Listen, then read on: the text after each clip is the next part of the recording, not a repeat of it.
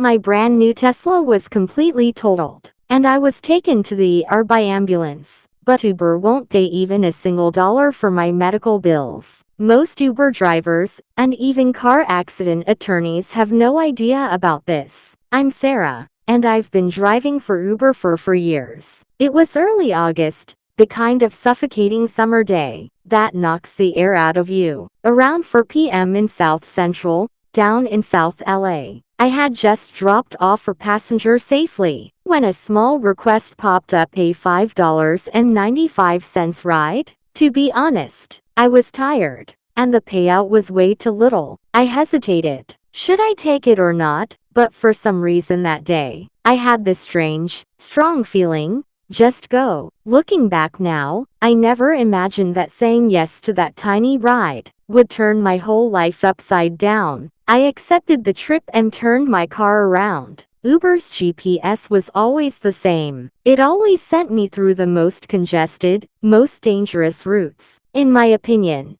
I would have been safer taking a different street, but Uber's GPS kept directing me into traffic and risky areas. And that was the real problem. I was in a small side street, and the GPS was telling me to exit through that narrow alley. I came to a complete stop at the stop sign. Really stopped. I looked left, then right, and checked once more. There were no cars, no sounds, no people, nothing. It should be fine. I started to move. And then, in that instant, bam! It really sounded like the whole world exploded. My ears went numb, and for a few seconds it felt like my heart just stopped. My car spun twice to the left and slid across the pavement, pushed all the way into the opposite lane. And in that moment, the only thing I could see was another truck coming straight down that lane, the very lane I had just slid into, and it was coming right at me. Right then, the thought flashed through my mind.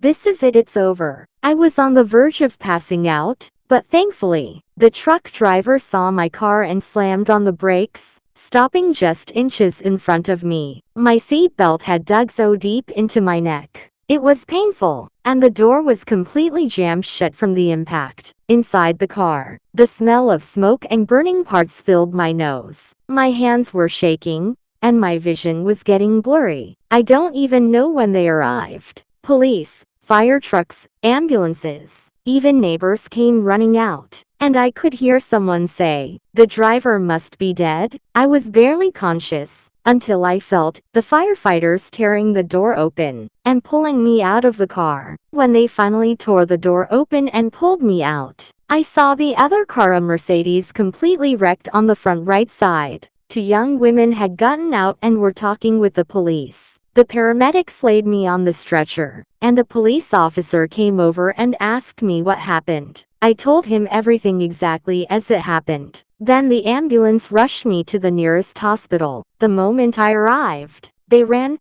X-rays, CT scans, and an emergency MRI back to back. The doctors said there were issues with my neck and back, and even recommended transferring me to another hospital. I ended up lying in the ER for almost 8 hours. That night, my family came to pick me up, and I barely made it home. A few days later, the police report came out. In T-bone accidents, if the other driver was speeding, there's often no way to prove it. So they concluded that the accident was my fault. They said the other car might have been speeding, but since it couldn't be proven, it wouldn't count. I felt so unfairly blamed in that moment. I had stopped. I had checked both directions twice. There were no cars, none. My Tesla was declared a total loss. Uber's insurance offered me $23,000 for the vehicle, and after adding a bit extra, they paid a total of $20,000. But my remaining payoff on the Tesla was $27,000. So basically, I lost my car and ended up with $7,000 in debt. Why? Uber gave me just one sentence. Because you didn't have a passenger at the time of the accident, which means this: if you're driving for Uber but don't have a passenger in the car, even if you're on your way to pick them up, Uber's insurance may cover the car, but they won't pay a single dollar for the driver's injuries. I learned this only because of my accident, and honestly, I believe 95% of Uber drivers have no idea this is how it works. How is it possible that an Uber driver can get into an accident during a trip, and Uber still refuses to protect the driver? It just doesn't make sense. Thankfully, I had my own health insurance that covered part of the bill, but I still had to pay the rest out of pocket. I couldn't work for 2 weeks, so I applied for unemployment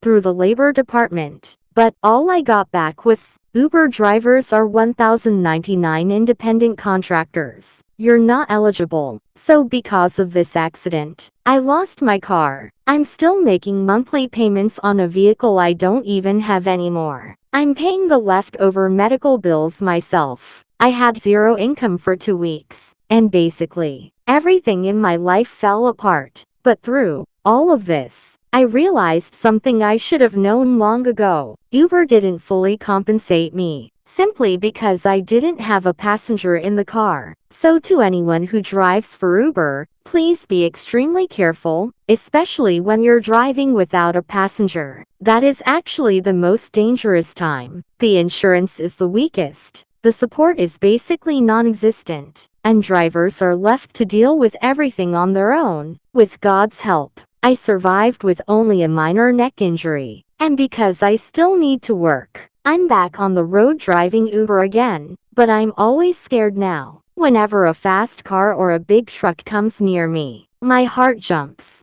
and it's hard to calm down. So please, all of you, drive carefully, truly. And that's why I want to tell every single person watching this, if you drive for Uber, remember this. The moments when you don't have a passenger are the most dangerous. The coverage is weak, the protection is minimal, and you're basically on your own. I sincerely hope no one else has to go through what I did. To all the drivers out there, please stay safe.